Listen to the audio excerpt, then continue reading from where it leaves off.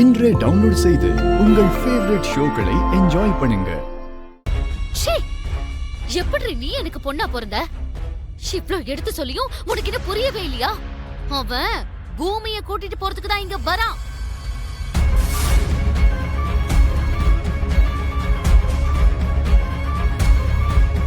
நீ என்னடானா உன்னதான் கூட்டிட்டு போறதா நினைச்சு சந்தோஷப்பட்டுக்கிட்டு இருக்க. அவனோடு சேர்த்து உன்னையும் அப்பா கொண்டுடுவாரு. ஜாக்கிரதை. ஒழுங்கு மரியாதையா ரூம் குள்ளேயே இரு. மம்மி, நானும் உங்க கூட வரேன். எங்கடி வர?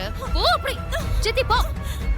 Mummy, mummy, mummy, mummy, mummy, mummy, கதவை திறங்க மம்மி. மம்மி, பூமி பேரை சொல்லி என்ன டைவர்ட் பண்ண மாதிரி மாமாவை டைவர்ட் பண்ண முடியாது. ஹால் வரைக்கும் வர வர என்னோட ரூம் வரைக்கும் வர மாட்டாரா? என்ன கூட்டிட்டு போக மாட்டாரா? இவ உனக்கு பிறந்த பொண்ணு இல்லையோன்னு எனக்கு சந்தேகமா இருக்குமா? சித்தி கொஞ்சம் பாய முடியா? வா. எல்லாருக்குமே காதலோட சிம்பிள் ஹார்ட்டினா தான் இருக்கும். ஆனா எனக்கு மட்டும் நீதான்.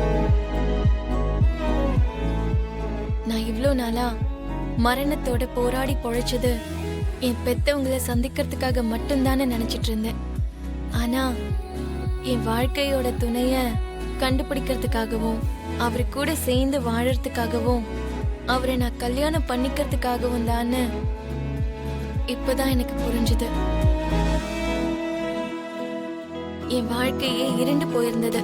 அந்த நேரத்துல நான் என்ன பண்ண போறேன், எப்படி இருக்க போறேன்னு தெரியாம குழம்பி போயிருந்தேன். அப்போ ஒளி இல்லாத என் வாழ்க்கைக்குள்ள வெளிச்சமா ககன் வர்றதுக்கு காரணம் நீதான். இங்க பாரு, இது என்னன்னு தெரியுதா? ககன் எனக்கு கொடுத்தது என்னோட முதல் கிஃப்ட். இவங்க ரெண்டு பேரும் சேர்ந்தே இருக்கிற மாதிரி நாம ரெண்டு பேரும் என்னைக்கும் சேர்ந்தே இருக்கணும். இதுதான் ககன்.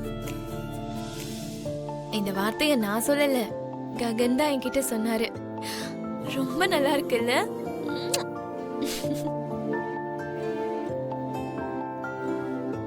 ரொம்ப பாராட்டிட்டு இருக்கேன்னு நீ ஃபீல் பண்ணாத. இன்னையில இருந்து நீங்க ரெண்டு பேரும் ஃப்ரெண்ட்ஸ். உங்களை மாதிரியே நாங்க ரெண்டு பேரும் சேர்ந்து இருக்க போறோம். உங்களுக்கு இது சந்தோஷமா இருக்குல்ல?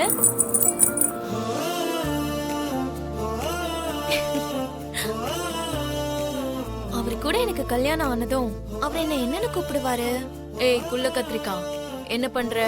இங்க வா, பசிக்குதே, எனக்கு சாப்பாடு போடு. இந்த மாதிரி தானே பேசுவாரு. அதுக்கப்புறம் என் அத்தையை எந்த வேலையும் பார்க்க விடாம எல்லா வேலையும் நானே செஞ்சிருவேன். எங்களுக்கு கல்யாணம் ஆனதுக்கு அப்புறம் நான் உங்களை கண்டுக்க மாட்டேன்னு நீங்க ரெண்டு பேரும் ஃபீல் பண்ணாதீங்க. இப்ப நான் எப்படி பாத்துக்கிறேனோ அப்பவும் நான் அதே மாதிரி தான் பாத்துப்பேன். என்ன ஒண்ணு, உங்க ரெண்டு பேரை விட அதிகமா என் புருஷனை தான் நான் பாத்துப்பேன். சரி சரி, உங்க கூட நான் அப்புறமா பேசுறேன். அவரு வர நேரம் ஆயிடுச்சு. நான் பார்க்க கொஞ்சம் அழகா தெரியணும்ல.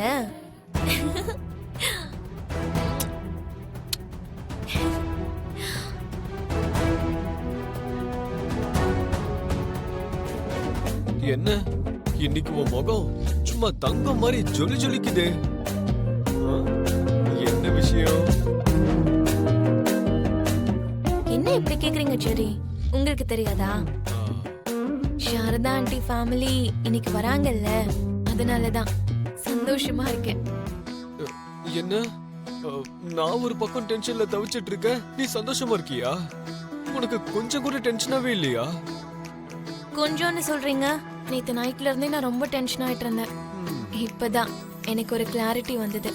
நடக்க போறதை யாராலையும் தடுக்க முடியாதுங்கிறதுனால நம்ம முடிவை நம்ம கரெக்டா எடுத்துதானே ஆகணும். சரி, நீயும் என்ன மாதிரியே அப்பப்ப புரியாத மாதிரி தான் பேசிட்டு இருக்க பூமி. அதுவும் சரிதான். நீ எதுக்கு டென்ஷனா இருக்க போற? டென்ஷன் எல்லாம் அவருக்கு தானே பாவம்.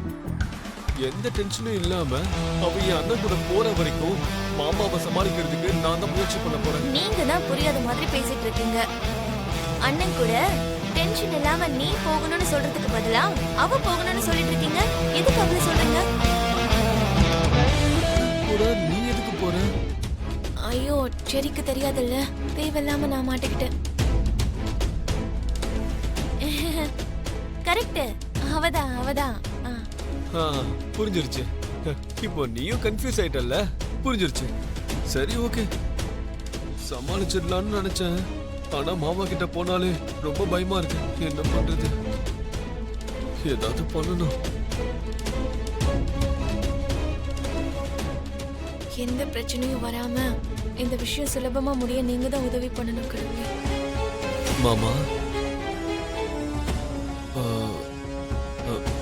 அது அண்ணன் இங்க வராருன்னு நேத்து நைட்டு தெரிஞ்சது மாமா.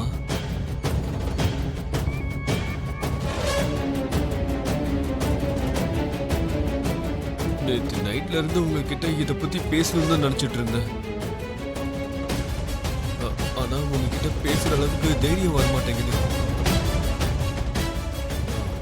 அண்ணன் நம்ம வீட்டு பொண்ணை லவ் பண்ணது தப்பா ரைட்டானு கூட எனக்கு சரியா சொல்ல தெரியல மாமா.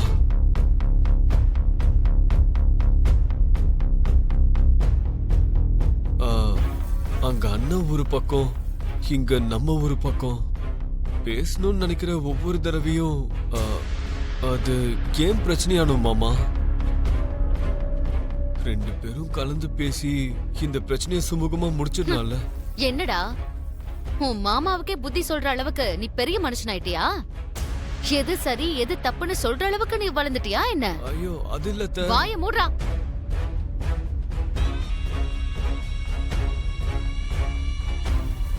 அந்த கான்ட்ராக்ட் நமக்கு கிடைக்க கூடாதுன்னு 500 கோடி வரைக்கும் போய் அந்த கான்ட்ராக்ட அவன் எடுத்திருக்கான். இதெல்லாம் நம்மள பழி வாங்க தான் அவன் பண்ணான். உன்னுடைய அண்ணன் ககன்.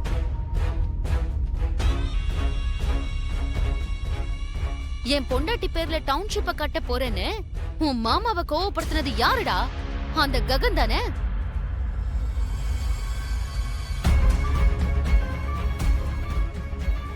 அதோட விட்டானா அவன்?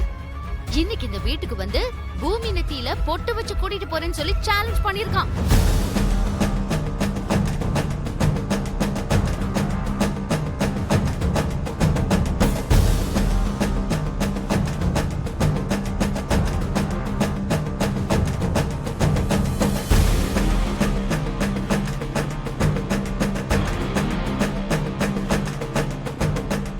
ஆக்ஷனுக்கு வந்து பழி வாங்கினதும் அவன்தான், உன் மாமாவை கோவப்படுத்தினதும் அவன்தான். இப்ப பூமியை கூட்டிட்டு போறேன்னு சொல்லி சேலஞ்ச் பண்ணி பிரச்சனையை ஆரம்பிச்சதும் அவன்தான். அப்படிப்பட்ட ஒருத்தகிட்ட நாங்க காம்ப்ரமைஸா போனேன்னு சொல்ல வரியா? கல்யாணத்துக்கு மாமா கிட்ட எப்படி சம்மதம் வாங்குவீங்க? உன் மாமா கிட்ட நான் ஏன் சம்மதம் வாங்கணும்? அவரோட பொண்ணு தானே. யாரா அவருடைய பொண்ணு?